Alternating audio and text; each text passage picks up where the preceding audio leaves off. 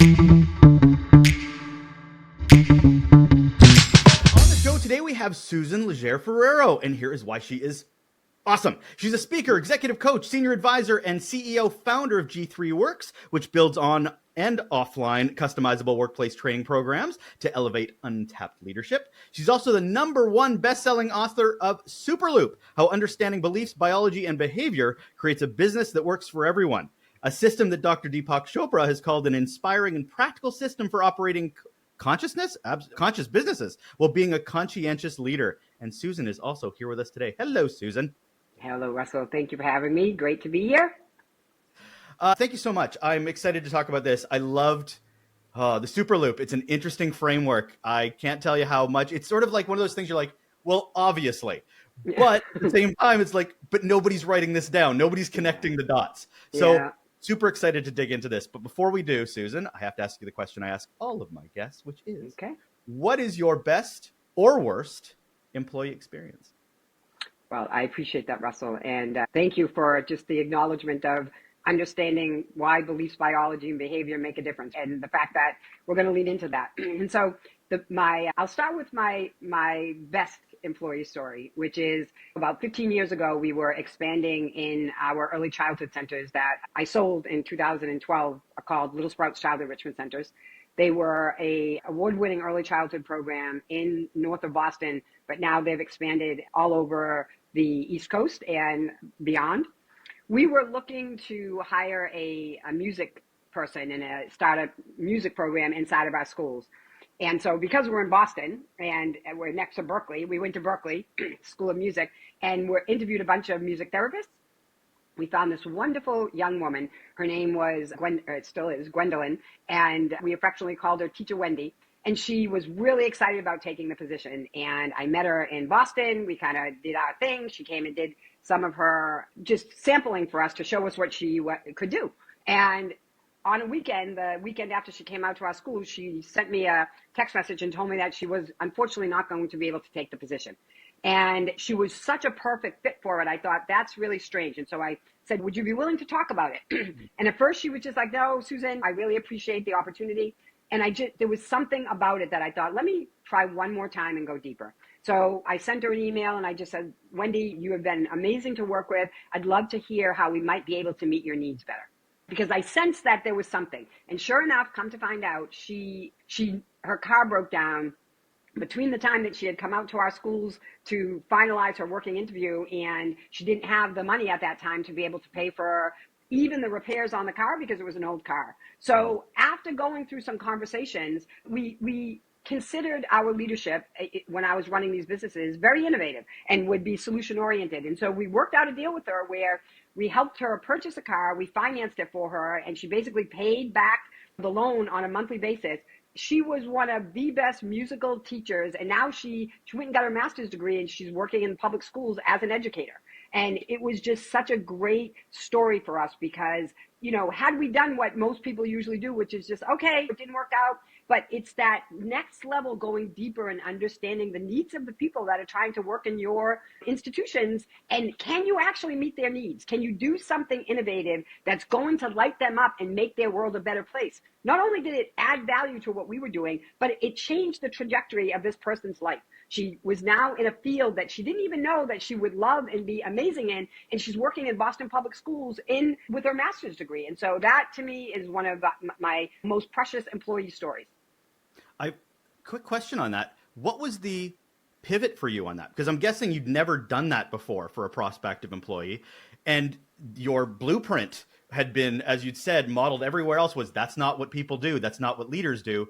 You're a great fit, but it's just not going to work out. Moving on. That would have been the absolute normality of that, but you didn't.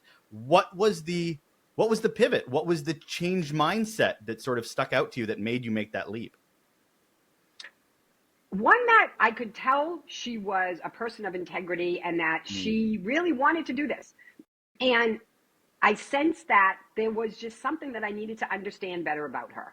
And at G3, we have this process called curious questions. It's one of our most precious, right, skill sets and competencies that we lean into when we don't know something. Instead of getting into judgment, instead of getting into really just labeling people, well, that didn't work. It was, this person is valuable enough that let's figure out what we can do. And at first, my team was kind of like, come on, Susan, that's just like ridiculous. It's like, is it? Is it ridiculous? Because that's what she needs to be able to do this for us and be in integrity. And so the pivot of it, Russell, is that I was the CEO. And so when you think about innovation and you think about creating opportunities for people, the people that are in those leadership positions, taking the risk and being courageous and doing something different, we all talk about innovation as it's like this sexy thing, and it is. But it's only effing sexy if you do it, right? And so, like, really understanding that you have to be the pioneer in these things. You've got to think about things differently to make that pivot. And yeah, I had to enroll the rest of my team on what, because then it was like, well, if we do it for them, we're going to have to do it for everybody. It's like, why? Who says? Right? So it's blowing up these institutions and these dynamics that we think we are conditioned by, but the conditioning is in our mind, right? No, sure, you have to look at, we had to ask our attorney, if we do this for this person, are we required to do it for everybody else? So I humored everybody and I did what I'm supposed to do as an executive. And it's like, no, not necessarily. And so it's just being willing to say, I'm not too busy to think about something different, right? And what happened as a result of it is that it started getting everybody else on the team to start thinking innovatively. Like, how could I make this work? And then they're bringing solutions to the table rather than getting stuck with traditional answers. Innovation not as lip service, but as actually something you're doing within the organization. I love that, because you'll hear people, we'll drop innovation, adaptability, courage. We'll drop those words like they're on a poster or a website. But the minute there's an opportunity, they're like, yeah, it's not going to work for us. We're going to do like everybody has before us. The hypocrisy is a bit much. Yeah, absolutely. And as we think about our biology, right? Our brains are wired for the path of least resistance, right? It wants comfort. It wants what it knows. And so we've got to push ourselves to do something outside of the box. And you're right. We all talk about it all the time and we want it, but we have to be the ones that we've been waiting for, right? That Gandhi quote, we have to be the change we want to see. And people they're lazy with their thinking. Right? And I say that with myself included, right? I have to say, Susan, think about this differently. I still have to call myself forward in those places. So yeah, you're right. That is a chronic complaint across industries, that they want to put the blame out there. Like, yeah, we want to be innovative, but they won't let us. We want to be creative, but it's like, so how are you trying to influence them? How are you coming up with a proposition that they can't refuse? You know, and so some of it's that they're like, well, I've tried and it doesn't work. It's like, try it one more time. Be a little bit more courageous to create the kind of environment that you know you want to thrive in. And so it's just that getting back to basics around our own accountability to ourselves. This is such a nice segue into what we're going to talk about today.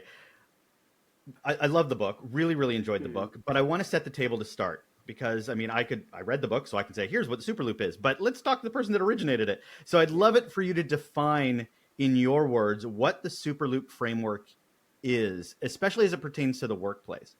Sure. And thank you for reading it, Russell. I really appreciate that. As you said at the beginning, the concept, everybody reads what it is, which is understanding how beliefs, biology, and behaviors influence the outcomes in our lives. Okay, influences us individually, and influences us collectively as teams, and influence us organizationally as the all, which is a concept we talk about in Superloop, always looking through the lens of I, we, and all. And so when we understand Superloop, we can have it work for us. Okay, when we don't understand our Superloop, how our beliefs are informing how our body shows up and our neurology, and then how our behaviors show up, it uses us. Right?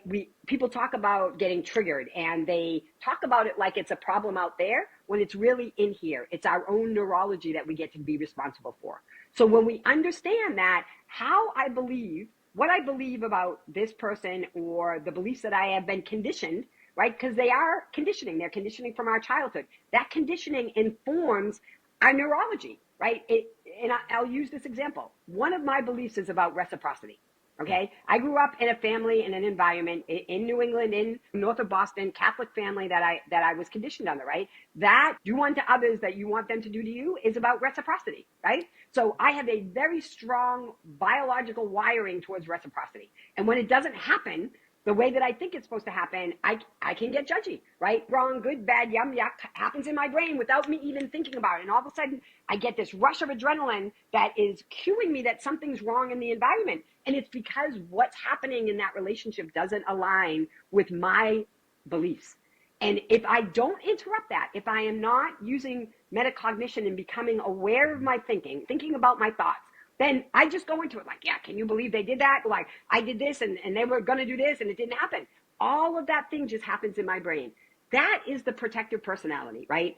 Dr. Sue Morter, a term that she uses for ego, the protective personality. It's trying to protect us. At that point, that is the vortex that if I interrupt that pattern, I'm going to get a different outcome. Most of us don't. We don't understand that that is not who I am. That is who I have been conditioned to believe that I am, and I can change those beliefs if I want. What we look at, Russell, is the behavior, which is the third part of Superloop, right? We judge people based on behavior. We judge ourselves based off of intention and beliefs, right? So that other person, I'm judging them because they're not showing up in a reciprocal way. Is that the right word? We're going to leave it at that. And it's good communication. It's good. I knew what it meant. Okay. They're not showing up in a way that jives with me, that aligns with it. And so I start shutting them down. I start not wanting to engage with them without even understanding that that's what's happening. And then they're responding to my behavior. They're kind of like, what's that vibe? You know, what's that feeling that's going on? Because we know about mirror neurons. And mirror neurons are a really important part of our work environment, our way that we show up. And essentially what mirror neurons are, we've known about them since the early 2000s, is that when we are in an environment, whether it's virtually or in person with people, mirror neurons get us to be doing and influenced by the behavior of other people, right? So it is why I talk about that moods are contagious. Right? If Russell's not in a great mood and his cortisol, his stress hormones are high, it actually regulates to me, right? It influences my hormones based on how you're showing up. And so it's really important that we understand it, because when we're thinking about team environments, it is contagious. So as we look at behavior, we want to be thinking about it in a way that we take responsibility for it. We understand that, hey, I'm going to be in charge of interrupting myself so that the result that I want happens, rather than it's just always happening like this and I live in Groundhog Day and I don't know what else to do. And so Superloop was really created out of that tens of thousands of hours in my own teams and in other organizations, watching this dynamic happen, watching people really not understand that their own beliefs were informing the way that they were showing up as leaders, as employees, and as team members. And once they took responsibility for that and understood that they could influence it, it changes the game. So the Superloop, from beliefs, biology to behavior, I want to walk through it from a positive and negative, because my immediate thought was it's negative. It's, this is bad. My beliefs are bad. So my biology is going to impact psychological safety, which is going to be bad in the workplace. But that isn't the case. You can have good Superloops. Absolutely. So first, as an example, can we go through something, say, like career limiting beliefs? How does that show up through that sort of framework? Mm-hmm. Yeah. And that's a good one to be thinking about, Russell, because we all do have career limiting beliefs. If I do not see myself as a leader, whatever my belief of what a leader is, okay? And at G3, we ask this question when we start right away, which is, who here is a leader, okay? And you'll have the people that have positional leadership, right? They will raise their hand. And then we talk about, so what does leadership do? And we do this exercise, and we all start with these, they make decisions and they support people. So who in this team does those things, right? Then they start thinking about it. Then about 2/3 of them raise their hand. Then we get deeper and say, so at G3, our definition of leadership is anyone who influences.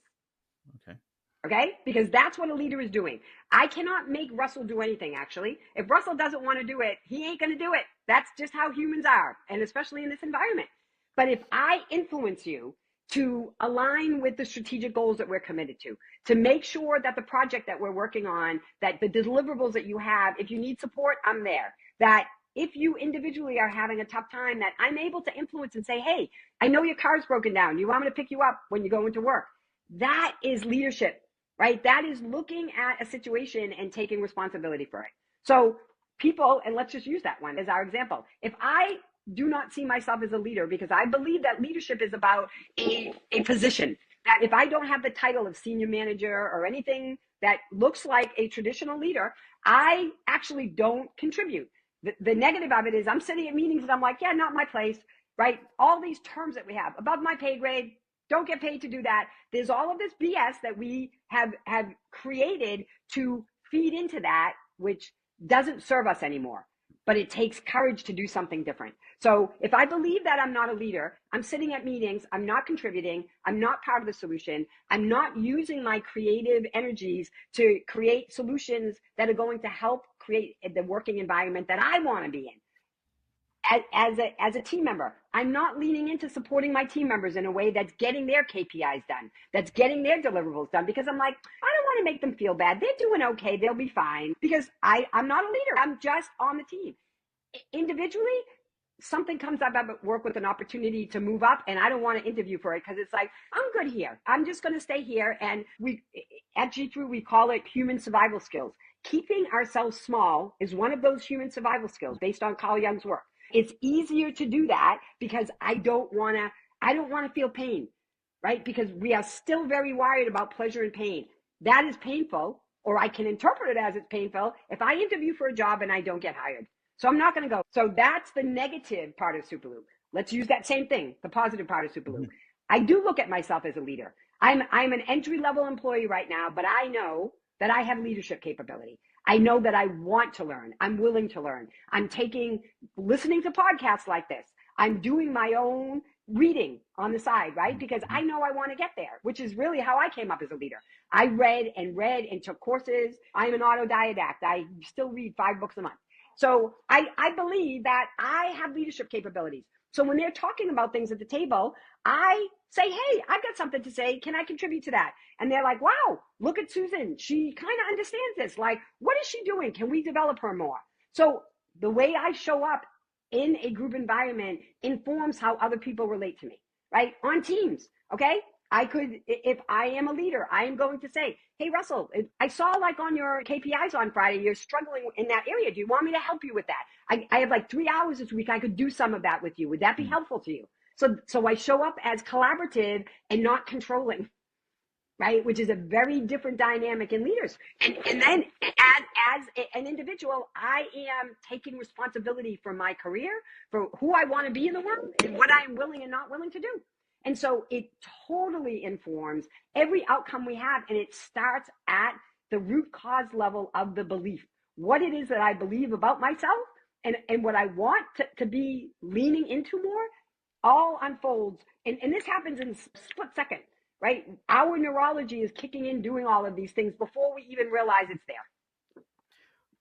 When you wrote the book, obviously you were looking at the workplace or just our lives. I mean, this is it's a development book. I mean, it's here to help us develop as humans, which I always love the idea. We talk about leadership development. I'm like, no, it's human development. It's right. It's just, we call it leadership, but it's really, are you being a better human? Are you listening? Absolutely. Are you all that sort of thing? What were you trying to fix with this book? Like, obviously there's a problem you saw out there and you're like, I've got the solution and I can see this in a way that maybe isn't being in a way that people are. What is Superloop fixing? Yeah. I will tell you that the hypothesis that I used in the thesis of this work was, can we be good humans and run good businesses? That was it, because that's what I've been wondering too in my career, watching it. But because I had a firsthand experience, and like we talked about at the beginning of this, I knew that I could do it because I had been doing it. But what the stars, moon, and sun aligned in 2012, and although I walked away from my organization that I had founded for 30 years, Little Sprouts, it gave me the opportunity to go out and iterate this work of Superloop in over 30 different industries. I went into media, I went into tech, I went into healthcare, I went into retail, I went into hospitality, I went into the restaurant business. I tried to get into any industry that I could to see, does this translate? Is this just an education piece, or is this about human development? And my sense was I knew myself, but I needed to prove it. And so I went out and did case studies. I worked with a lot of politicians, and I brought it into government, which was really interesting and challenging. I've worked in higher ed, right, at the university level. And so that was what I was trying to solve for. One, is this about exactly what you said, Russell? This is about human development. And we get all caught up on this. Well, is that executive function is a great example of that. We've been talking about executive function forever. And in many cases, they want to look at it as, well, that's something you do in child development, right? In adolescent development. It's like, nope. We disproved that a long time ago, grown-ups, and you too need executive function. You need to have cognitive flexibility. You need to have working memory. You need to have impulse control. All those things as leaders that I'm trying to do myself, but I also want my team to develop. There is a way to build that capacity and that competency. And so that's really what I was trying to prove, that these things, Russell, that we call soft skills, right, which drives me batshit crazy, by the way, because they are the hardest thing that we can do. Right? This is the underpinnings of being in strong relationships at home with my partner, being a good parent, being a good neighbor, being a good community member. All of these skills inform that same type of quality of life that we all allegedly say that we want. But it's a practice, and we have to interrupt habits, and it takes intention to do it. I've always found it funny that we look at work and life as others. So, for instance, we'll have trust strategies and respect strategies. And I'm like, have you ever made a friend in your life? Because it's the exact same skill set at home, building a community, your partners, and then you're supposed to do it completely differently when you walk through a door or turn on a computer. That's just not how humans work. And yet we treat it like it's a strategic plan that we need to do. Yep.